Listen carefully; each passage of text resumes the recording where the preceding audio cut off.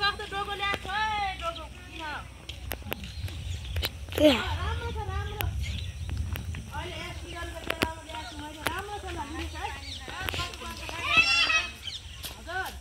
यहाँ देखाउनु त कस्तो रहेछ डोको डोको दामी छ नि आफूले किनी ल्याइरहेको छ दिदी बहिनीहरूलाई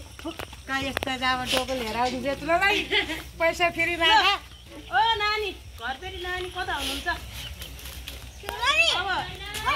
कहाँ फालेको बटार ल्याएको है बेच्नलाई होइन नि अहिले यहाँ धान पाकेको छ धान पाक्ने सिजनमा धान बोक्न पनि हुन्छ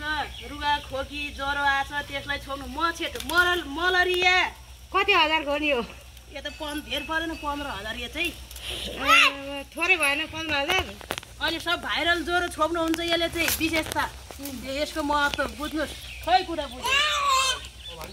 हजुर मामा के ल है लु धान बोक्ने डोको ल्याएको छु मैले यस्तो सिजनको बेलामा डोको ल्याइदिएको छु ल लिनुहोस् राम्रो आउँछ यो डोको बेचेर डोको